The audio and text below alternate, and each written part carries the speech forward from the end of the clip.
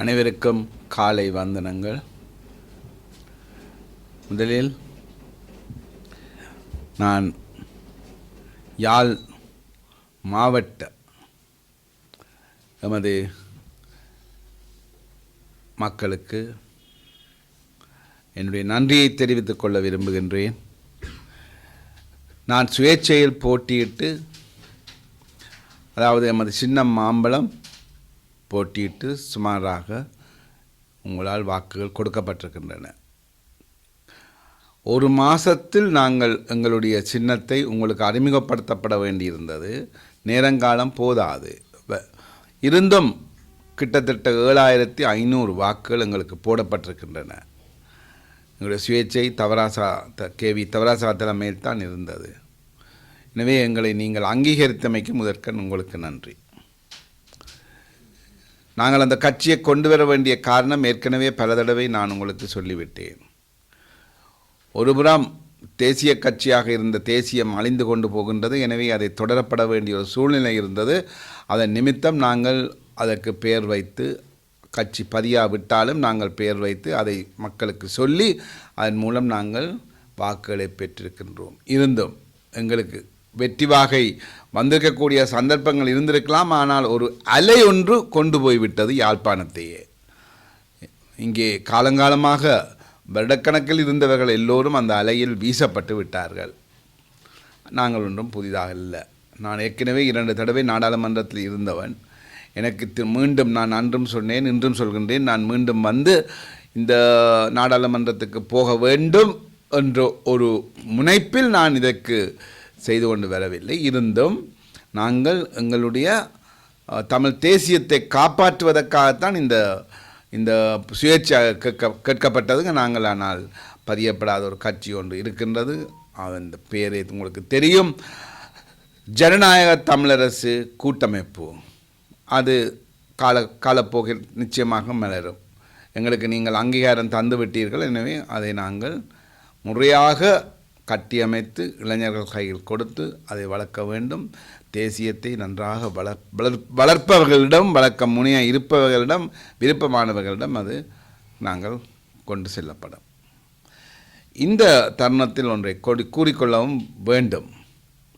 இப்போது தேசிய பட்டியல் விவகாரம் யாழ்ப்பாணத்தில் சூடுபிடித்திருக்கின்றது. அங்கே ஒரு தேசிய பட்டியலுக்கு இடம் உண்டு. இலங்கை தமிழரசு கட்சிக்கு ஒரு தேசிய பட்டியலுக்கு இடம் உண்டு. ஆனால் இன்று காலை நான் இந்த பத்திரிகையை பார்த்தேன். அதில் சொல்லப்படுகின்றது, தேசிய பட்டியல் ஆசனம் எனக்கு ஒருபோதும் வேண்டாம். சுமந்திரன் நேற்று தெரிவிப்பு. ஆனால் உள்ளடக்கமும் அதுக்கு தலைகீழாக இருக்கின்றது. செய்தி தலைப்பு வேண்டாம். அங்கே உள்ளே என்ன சொல்லப்படுகின்றது என்றால், மத்திய குழு எடுக்கும் தீர்மானத்துக்கு நான் கட்டுப்படுவேன்.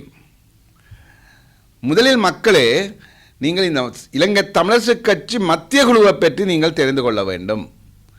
மத்திய குழு, உதாரணத்துக்கு ஒன்று சொல்ல விரும்புகின்றேன். 5 தடவைகள் கூடிய மத்திய குழுவால் இந்த ஜனாதிபதி தேர்தலில் யாருக்கு வாக்களிப்பது என்ற முடிவெடுக்காமல் போய்கொண்டே இருந்தது. 5 தடவைகள் அடுத்தடுத்து. பின்னர் ஒருமுறை கலந்துரையாடல் என்று மாத்திரம் ஒரு கடிதம் வந்தது. நாங்கள் அதை நம்பி நானும் இந்தியாவுக்கு போய்விட்டேன். என்னுடைய அலுவலாக ஸ்ரீதரன் அவர்களும் லண்டன் போய்விட்டார். ஏனெனில் ஒரு கலந்துரையாடலில் எந்த தீர்மானங்களும் எடுக்க முடியாது. அந்த கடிதத்தை நம்பி நாங்கள் போய்விட்டோம். ஆனால் வரும்போது அங்கே இருக்கின்றது, தீர்மானம் எடுக்கப்பட்டிருக்கின்றது. சஜித் பிரேமதாச அவர்களுக்கு நாங்கள் தமிழரசு கட்சி தீர்மானம் எடுத்துள்ளது, மத்திய குழு தீர்மானம் எடுத்து அதை நடைமுறைப்படுத்துவதாக. எனவே அது ஒரு பெரிய விடயமாக அந்த நேரம் இருந்த மத்திய குழுவில் ஒரு 1-2 பேரை தவிர மற்றவர்கள் எதிர்க்காமல் பேசாமல் இருந்து விட்டார்கள். பின்னர் அது தீர்மானமாக்கப்பட்டது. அதுவே சட்டவிரோதம். இப்போ நான் கொழும்புக்கு போகும்போது அதை பற்றி ஆராயத்தான் இருக்கின்றேன். ஏனெனில் அவர்கள் எனக்கும் ஒரு கடிதம் அனுப்பியிருக்கின்றார்கள். நான் அந்த கடிதம் பிழை என்றால் நான் கட்சிக்கு எதிராகவும் சில வேலைகளை செய்ய வேண்டிய ஒரு நிலைமை ஏற்படலாம். எனவே அங்கே சுமந்திரன் வைப்பதுதான் சட்டம். நான் பெரியவர்களை குறை கூறி பிரயோசனமில்லை, அவர்களால் முடியாது. நாங்கள் தானே தூக்கி விட வேண்டும் அவர்கள் விழுந்தாலும்.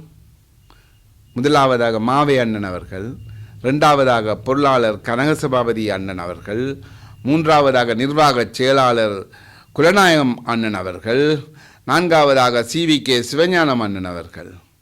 எல்லோரும் 80 வயதை தாண்டியவர்கள். எல்லோரும் ஒரு சிறு தடக்கினா கூட அவர்களுக்கு ஆபத்து ஏற்படும். எனவே அவர்கள் தங்கள் நிலையை எதுவாக இருந்தாலும் நாங்கள் கட்சியில் இந்த மேலிடத்தில் இருந்து கொள்வது எங்களுக்கு ஆபத்தில்லாத காரியம் என்ற அந்த தோரணையில் இருக்கின்றார்கள். எனவே அவர்கள் இவர் என்னத்தை எடுத்து சொன்ன என்ன, என்னத்தை முடிவெடுத்தான எல்லாவற்றுக்கும் தலையாட்டி விட்டு இருப்பவர்கள் தான். எதையும் எதிர்த்து கதைக்க மாட்டார்கள். ஆனால் இதை எதிர்த்து கதைக்கக்கூடிய வல்லமை ஒருவருக்கு உண்டோ, CVK சிவஞானம் ஐயாவுக்கு உண்டோ. ஆனால் அவர் கதைப்பதில்லை. ஏதாவது அவர்களுக்கு இடையில் ஒரு ஒப்பந்தங்கள் இருக்கா, எனக்கு அதை பற்றி தெரியாது. ஆனால் குலநாயகம் அண்ணன் அவர்கள் கதைப்பதில்லை, அதை ஏற்றுக்கொள்ளலாம். ஏனெனில் அவருடைய மகள் சுமந்திரனின் கீழ்தான் வேலை பயிலுகின்றார். குலநாயகம் அண்ணன் நிர்வாக செயலாளர், அவருடைய மகள் சுமந்திரன், கௌரவ சுமந்திரன் அவர்களின் கீழ்தான் அவருடைய ஜூனியராக வேலை செய்கின்றார். எனவே எக்காரணம் கொண்டும் திரு குலநாயகம் அவர்கள் அவருக்கு எதிராக செயற்பட முடியாது. எல்லாவற்றுக்கும் அப்பால் பதில் செயலாளராக இருக்கும் சத்தியலிங்கம் அவர்கள், அவர் ஒரு டாக்டர். அவர் ரஷ்யாவில் படித்து பட்டம் பெற்ற ஒரு டாக்டர். அவர்